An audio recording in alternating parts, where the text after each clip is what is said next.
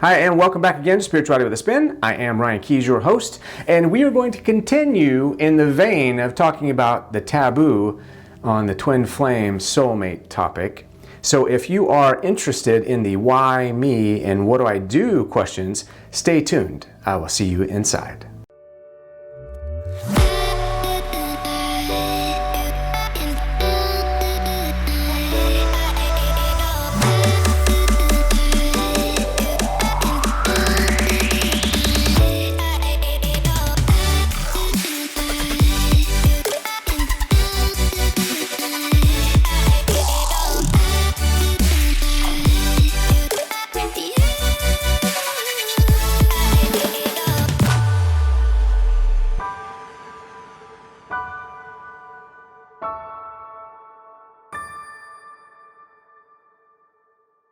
Hi, and like I said in the intro, we're going to talk about the question, why me and what do I do, in regards to the twin flame soulmate topic. Now, I know this topic has been kind of a convoluted topic. It's questionable. A lot of people don't necessarily believe it, and the people that do believe in such a systematic stage of what they're experiencing, they don't have room for much else. So I would like to put this out there first and foremost, and I cover this in my masterclass on my website. Your main focus here, and correct me if I'm wrong, I've helped a lot of people, and the core value, the core mission when it comes to this twin flame catalyst or this karmic catalyst, any of these things related to that event, you are looking for love. Am I right? I mean, at the end of the day, you want the person that's going to hold you, hug you, and help you through life. Whether it is the person you think is in your mind as your twin or not, it doesn't necessarily matter at that point, because your desire, and go with me on this, your desire is to be loved. Your desire is to be seen. Your desire is to be heard and held. Your desire is to have someone that's going to complement you on your life quest, your vision quest, doing the things that will empower you, that will help you to shape the world around you, to leave an impact, to help those that are in need. Now, I could be wrong. Perhaps you just have identified one particular person as that's the person and there's nothing else. And if that's the case, that's your walk. That's what you're deciding. But I'd like to open it up just a little bit and understand that divine purpose, love, the master architect, the creator, has given you opportunities along the way, has opened doors for you. Maybe you went through, maybe you didn't. Maybe you're experiencing something because you have to go through a series of events to cleanse and clear yourself. I talk about this in depth in my Twin Flame Master Course. But for here, we're going to overview it a little bit. We're just going to discuss some of the highlights. We're just going to help you to begin to understand a different type of concept, a different type of perception. We're going to talk about something that will help to open up your perception, because perception is power. The more that you can open your perception, the more that you can identify the grounding place to build your foundation of love and moving forward, the greater your ability to manifest that very thing that you're seeking. Now, if what you're seeking is a particular person, then that's how it is. But I would like to put out, like I do in my Laws of Love, the ideal qualities list, my IQL.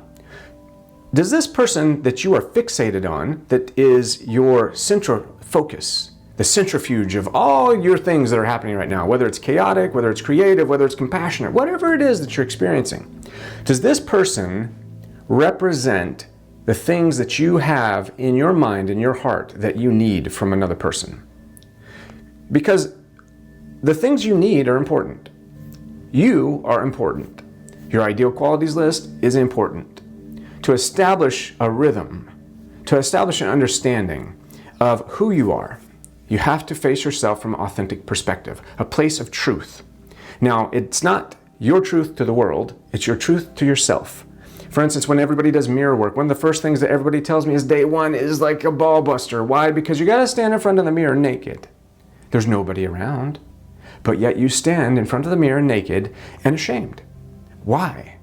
Because there's a certain level of you that is being judged no matter what, that is being shamed or blamed no matter what you do, what you see, what you say. Because society has kind of conditioned us that way. Now, I want to try to dive in deep and to see, are you experiencing some of these separation stages because it's authentic and you're exploring your authentic self? Or are you repeating a past pattern? Are you sabotaging your ability to move forward and have a healthy, soul-based, beautiful divine partnership by fixating on something that is keeping you from moving forward? Now, all of those concepts are covered in depth in my course, but these are questions that have been asked. These are things that I'd like to raise. These are ideas that I'd like to focus on. And please comment down below, because the thing is that there is no authority when it comes to love. There is no authority when it comes to your own perception. There is no authority when it comes to the title twin flame. I've worked with hundreds of people, thousands of people actually, but I have to say, it doesn't make me an authority on them. It makes me an authority on me. So I know how I respond, I know how I react, I know how I can interject, I know what I bring to the table. I know if I'm being authentically me. But I can't say that for you. So the main thing is you have to start to figure out and focus on, are you being authentically you? Because to build a foundation for union with a divine partner, opening up to purpose, you need to begin to be you, to appreciate who you are, to understand what you need. If somebody crosses your path and you feel that this person has been a godsend, they've opened up the heavens, the sea parted, and you're like, oh my God, this person is it. This is the magic person. Now, of course, there's a series of systems that are in play from the past. There's things that make things convoluted and clouded, yes. But I do believe that you will know beyond a shadow of a doubt if this person is the person that will rock your world. Is this the person for you? Is this the person that you want? Is this the person that is going to echo everything in your life? And one-sided doesn't work. You have to have both people in play. So the universe is such a beautiful, beautiful source. It's willing to help you to help yourself. It's willing to put things into play so that you can manifest your divine purpose. You've contracted them. We're going to do a video about soul contracts. My perception of soul contracts might be a little bit different because I had a near-death experience and I go into the Akashic Record Hall every night. So I'm going to have a little bit different perspective than somebody else. Doesn't make it wrong or right. It's just my perception, my point of view. None of this information, am I saying, is like the Holy Grail. I'm just saying this is my perception from the experiences, from the explanations, from everything that I've dealt with over the past years. I would encourage you to utilize your separation, your apart time, to piece together the things that you feel you need, you want, you deserve. The love that you're looking for, is it going to be echoed in this situation? Because there's no reason why you have to go through life without love. There's no reason why you have to be limited in that love because of a concept. The very fact of the matter is that you could be so ingrained and so intertwined that this could be the biggest catalyst, the biggest karmic event that puts you in play for the perfect person that is a part of you. You don't know. If you have beyond a shadow of a doubt information, then you shouldn't be separate. If both parties have beyond a shadow of a doubt information and they don't have any questions, they don't have any hesitation, they've handled all the things that would be in the way, or the things that are in the way are movable, you should be together. Now, it's not necessarily the same for every situation.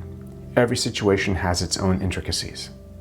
But at the end of the day, this is about you exploring your inner self, understanding what you need and want in this world. You're leaving the footprint. This is you. Your soul came into this body, sat down into this flesh, and said, I want to see the world. I want to experience the world. I want to feel sunshine on my face. I want to dance to that music. I want to eat that food. I want to feel the sea on my feet. I want to smell the salty air. That is what your soul, I got goosebumps. Your soul set out to do that. Your soul made the concept and the contract with all the entities you would come into play with to do that very thing.